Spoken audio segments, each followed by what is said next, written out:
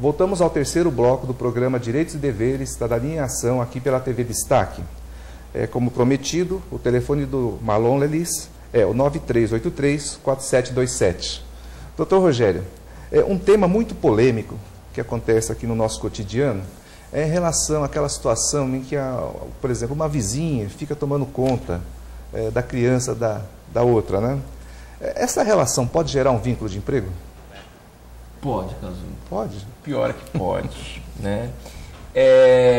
A questão técnica que envolve o tema, ele não foge à regra, né? Não existe, por exemplo, a questão de você imaginar que o juiz vai ter dó, ou que o juiz vai entender o que aconteceu, ou que aquilo não tinha como ser diferente, né? Não existe isso. Se houver um enquadramento dentro dos requisitos que geram o vínculo empregatício, vai gerar o reconhecimento do vínculo. Então é muito comum realmente, a pessoa começa a trabalhar e tem lá a vizinha, né? Vizinha de apartamento ou a vizinha de casa, que é uma pessoa até aquele momento de confiança, que você realmente confia, e ela, às vezes até ela mesmo se dispõe, fala, não, eu posso cuidar do seu filho, você vai trabalhar, eu gosto muito dele, da criança, posso cuidar dessa criança? Então, não, tudo bem, pode. Ela começa a cuidar da criança, vai cuidando da criança. É óbvio que a mãe que está trabalhando, que está tendo o filho cuidado por aquela pessoa, ela fica grata, né? Ela fica muito grata com aquilo e ela quer remunerar de alguma forma. Vai crescendo no trabalho, vai desenvolvendo, vai ganhando dinheiro, de repente ela fala, poxa, eu vou dar aí R$50 por semana, né? Que é para pagar as despesas, porque a criança come lá uma coisa e tal. De repente aí no final do mês está dando lá R$400, R$500 e feliz da vida porque a pessoa está cuidando da criança. Isso gera vínculo empregatício? Gera. Vamos ver? Vamos fazer as perguntas dos requisitos? Olha lá. Tem pessoalidade? Tem. Quem está cuidando é exclusivamente a senhora lá, a vizinha. Tem habitualidade? Tem. Todos os dias, né? Menos sábado e domingo, quando a mãe não trabalha. Bacana. Tem subordinação? Tem. Porque o dia que a criança precisa tomar um remedinho, fala, olha senhora, esse remedinho aqui tem que ser dado diariamente. Olha, está com alergia, não dá fruta, não sei o quê. Então existe uma coordenação, né? Existe uma ordem que é dada a essa pessoa. E a materialização do salário, da remuneração. Toda semana tem um dinheirinho ou todo mês tem aquele valor. Gera vínculo empregatício? Gera. Agora tudo vai da pessoa, né? A pessoa pode nunca postular isso em juízo e nunca vai ser materializado o vínculo, porque só quem tem o poder de materializar o vínculo é o juiz. Agora, se nesse meio do caminho corre uma mágoa, aliás, a mágoa é a mola propulsora da reclamação trabalhista nessas condições. Brigou, se desentendeu, se sentiu explorado, magoou, vai na Justiça do Trabalho e vai buscar o reconhecimento do vínculo. E provados os requisitos, o vínculo vai ser reconhecido sim. Coisa séria, hein? Seríssima? Seríssima. É verdade, tenho certeza que todo mundo está fazendo uma bela reflexão em casa. Eu já estou refletindo. E um outro assunto também bastante recorrente é a questão da diarista. Quando é que se inicia também esse vínculo empregatício? Então, embora seja bastante discutido, mas sempre temos aí uma série de dúvidas a respeito. E não é nem só a questão da diarista, né? Eu estive aqui no programa anterior, comentamos um pouquinho sobre a questão da diarista, mas qualquer contratação que você faça na sua casa que possa enquadrar nisso. Vamos supor que você tem aí uma piscina na sua casa, ou um jardim na sua casa bacana, né? Então, por exemplo, se o piscineiro começa a vir com habitualidade, prestando aquele serviço ali, bonitinho, ou jardim, ou o que seja, você vai estar correndo o risco de um vínculo empregatício, né? Basta você enquadrar o que está acontecendo com o contexto dos requisitos, né? Dos 4 requisitos que nós estudamos. Mais habitual tem a figura da diarista, né? Então, já existe jurisprudência, orientação jurisprudencial no TST, no Tribunal Superior do Trabalho, de que, a grosso modo, se a diarista vier 2 vezes por semana, existe uma aparente proteção, né? Então, se vier até 2 vezes por semana, existe uma aparente proteção. Se vier mais de 2 vezes por semana, você já não tem proteção nenhuma. Você já está com os 2 pés dentro do vínculo empregatício. Né? Então, se você fizer essa proteção dos 2 dias, você ainda consegue controlar um pouco mais. Passou disso, fica complicado. Mas mesmo dentro dos 2 dias, você precisa fugir dos requisitos. Né? Porque quem é a diarista? A diarista é aquela trabalhadora, né, autônoma, que você contrata o serviço dela, ela chega ali e realiza o serviço com autonomia. Né? Então, por exemplo, ela não tem exatamente 1 hora para chegar, ela não tem exatamente 1 hora para sair, ela precisa cumprir o serviço.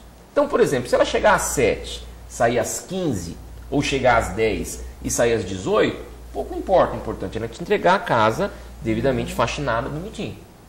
Né? Então ela tem que ter a liberdade de começar por onde ela quer. Vou começar pelo andar de cima, vou começar pelo andar de baixo, vou começar pelos banheiros, vou começar pelo quintal. Então isso vai gerando o quê? Vai gerando uma ausência de subordinação, uma ausência de autonomia. Né? O poder de negociar valores, o poder de negociar datas. Então tudo isso gera a quebra da subordinação. Agora, se por um acaso você tem uma diarista, que você fala para ela, ó, você tem que chegar às 8, sair às 17... E se ela chegar às 9, você já desconta o valor da faxina? Ah, é R$60, você chegou às 9, vai receber só 50. Aí já começa a ficar complicada a coisa. Se você deixa colado na geladeira lá uma listinha de tudo que ela tem que fazer, aonde que ela tem que começar, o jeito que tem que fazer, coordenar essa coisa toda, ainda ligar para ela 10 vezes durante o dia, perguntar se ela está fazendo certinho, gerou subordinação. Né? Então tudo isso vai fazendo com que? Vai fazendo com que a coisa fique um pouco mais delicada. Numa reclamação trabalhista, ela vai dizer, olha, apesar de eu trabalhar só 2 vezes por semana, apesar do TST dizer que isso não gera vínculo empregatício, latente é a subordinação, latente é a habitualidade, latente é a pessoalidade, e eu quero sim o vínculo empregatício. E vai correr o risco de ter esse vínculo reconhecido. Porque a habitualidade e a questão das 2 vezes por semana é muito subjetivo. Né? Por exemplo, eu leciono lá em Lorena, né, em Lorena, pós-graduação de Lorena. E eu vou para Lorena a cada 15 dias, né, a cada 15 dias no curso de pós-graduação. Então, ou seja, 2 sábados por mês eu trabalho. E tenho um vínculo empregatício com a universidade. Sabe por quê? Porque os alunos, quando começa o semestre, já recebem uma agenda sabendo os dias que o professor Rogério vai dar lá. Né? Então, isso gera o quê? Uma habitualidade, uma subordinação perante aquele contexto. Então, esse negócio de 1, 2, 3, 4, na minha concepção, é muito subjetivo. Apesar de o TST ter fixado esses 2 dias, tem que tomar cuidado com a questão da subordinação, porque pode sim gerar o vínculo empregatício. Quer dizer que o escritório de advocacia que contrata aquela diarista para fazer a faxina toda sexta-feira, ou terça e sexta, por exemplo, ele tem esse risco. Maior ainda. Maior ainda. Maior ainda porque é a contratação de uma pessoa jurídica e uma pessoa física. Né? Já está desprotegido pela jurisprudência, porque a jurisprudência tem a diarista como a contratação de uma pessoa física e outra pessoa física. A partir do momento que você, PJ, um escritório de advocacia, uma pessoa jurídica, né, contrata esse tipo de serviço, o risco é maior ainda, você não tem a proteção dos 2 dias. Pode ser que seja um único dia e gere o vínculo empregatício. Né? Basta você trabalhar esse contexto todo em cima dos 4 requisitos. Um bom advogado que conhece a legislação trabalhista, fixando isso tudo em juízo, pode fazer um estrago. Doutor Rogério, um advogado que não conheça a lei trabalhista e tem uma diarista em casa. Ele aproveita os dias, 1 ou 2 dias de folga dessa diarista e a leva ao seu escritório. Ele está fazendo uma bagunça lascada e pode gerar sim o vínculo empregatício. Pode gerar, e está desvirtuando. Mesmo porque é uma concepção muito interessante, né? De empregado doméstico propriamente dito. Até isso, às vezes, as pessoas se desvirtualizam, né? O empregado doméstico é aquele que trabalha para o conforto da família. Né? Então você tem o motorista, você tem a copeira, você tem o piscineiro, você tem o jardineiro, você tem a cozinheira, mas que presta aquele serviço para o conforto da família, ok? A partir do momento que você muda esse contexto, você pode estar saindo de uma relação doméstica e entrando numa relação CLT. Quer ver só? Vamos supor que a cozinheira seja uma cozinheira de mão cheia, aquela cozinheira que faz uma comida maravilhosa. De repente você resolve fazer quentinha, fazer aquele marmitex para ser vendido. E você aproveita o quê? Os dotes culinários da sua cozinheira. Né? Então, de repente, ela não cozinha mais para sua família. Ela cozinha profissionalmente para você vender as marmitas aí nas construções, no comércio, ou o que seja. Ela não é uma empregada doméstica, ela passa a ser uma empregada 100% CLT. Por quê? Porque você está tendo lucro com a atividade que ela está realizando. Passou a ter lucro com o seu empregado doméstico, ele não é mais empregado doméstico, ele passa a ser empregado CLT. Tá, uma outra realidade, uma outra realidade que está acontecendo no país atualmente é a questão da evolução. A média de idade do brasileiro está aumentando muito. E está sendo comum as famílias contratarem aquelas enfermeiras home care, né? Aquelas que ficam o dia inteiro com uma pessoa idosa, por exemplo. Essa pessoa, ela seria o quê? Um empregado doméstico, um autônomo, ou vamos supor que ela queira ser contratada como autônomo, mas tem a questão dos 4 quesitos. É muito simples, é você fazer a pergunta. Aliás, esse é o grande segredo, tem que fazer a pergunta.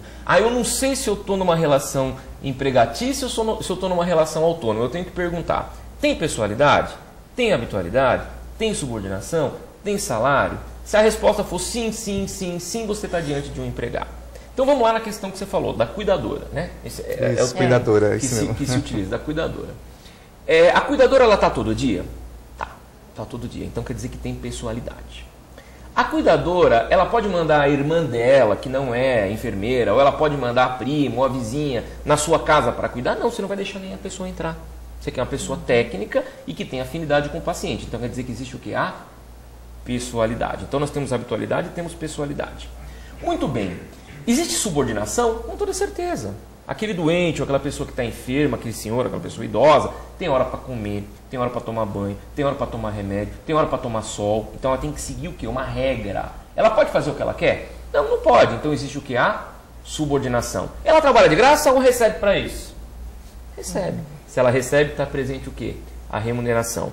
Pessoalidade, habitualidade, subordinação e salário, a cuidadora é sim uma empregada. E aí tem a diferença, empregado doméstico ou empregado CLT, né? Nesse caso será um empregado doméstico. Por que um empregado doméstico? Porque você não está tendo lucro com o serviço da cuidadora, e sim o que? Um conforto familiar para aquele idoso, para aquele ente querido. Então é uma empregada doméstica, não tem nada de autônomo, está muito longe de ser autônomo. Só uma complementação, Adriana, sabe? Isso cabe até em relação ao médico, por exemplo, aquele médico que atende com habitualidade, com todos os quesitos da subordinação jurídica, mesmo que ele seja um médico, ele pode ser considerado um empregado doméstico, desde que seja no âmbito familiar. Sim, com toda certeza. Vamos supor que seja uma doença gravíssima. Uma doença gravíssima que a pessoa precisa ser examinada diariamente, ou precisa ter alguma intervenção respiratória, alguma massagem respiratória que é feita por um médico. E o médico faça isso diariamente, de forma habitual, é só ele porque ele é a pessoa de confiança, ele recebe um salário por isso, ele pode sim pedir o vínculo empregatício. E ser um empregado doméstico. E ser um empregado doméstico, com toda certeza. Então, todos vão fazer essas perguntinhas básicas, mas é aí que realmente nos traz essa diferenciação, a importância disso, porque tem consequência, né? Bem, doutor Rogério, nós gostaríamos de agradecê-lo pela sua participação no programa, pelos esclarecimentos trazidos. Tenho certeza que quem está nos assistindo em casa gostou bastante de todas essas informações e pode, a partir de então, adotar posturas diferentes na sua empresa ou mesmo em casa, enfim. E aí eu gostaria também que o senhor fizesse algumas considerações, inclusive como diretor da OAB São Paulo. Fique à vontade. Gostaria de agradecer muito aí o convite, né? Sempre é muito prazeroso estar aqui com o Dr. Cazu, doutora Adriana, falando para vocês. E gostaria de dizer que a OAB está aí trabalhando, estamos trabalhando muito, né? Chegando aí, finalizando o segundo ano praticamente de gestão, um trabalho intenso, preocupado com o advogado. E aos advogados que estão nos ouvindo aqui, a OAB é a sua casa, então nós estamos de porta aberta. Venha trabalhar com a gente, venha atuar nas comissões, venha fazer crescer esse órgão de classe que nasceu e é feito para vocês. Nós estamos aqui, se a OAB existe é porque você, advogado, está do outro lado, e esse é o nosso grande objetivo. E reforçando, mais uma vez, dia 14, o baile, Dia da Justiça, né? Aniversário de Guarulhos, vai ser uma grande festa. Então, reforçando o convite aí do Dr. Cazu, né? Os convites vão estar num valor assim bem bacana, a gente vai estar subsidiando o máximo possível, aí, conseguindo pessoa própria para ser um preço bacana para todo mundo estar participando. Vai ser dia 14, uma quarta-feira, vale a pena realmente estarem lá todos presentes. E só tenho a agradecer mais uma vez a vocês aqui por ter somado um pouco com esse programa fantástico. Muito obrigado. Então, nós reiteramos nossos agradecimentos, doutor Rogério, doutor Cazu, e esperamos você no próximo programa. Tenha uma excelente semana.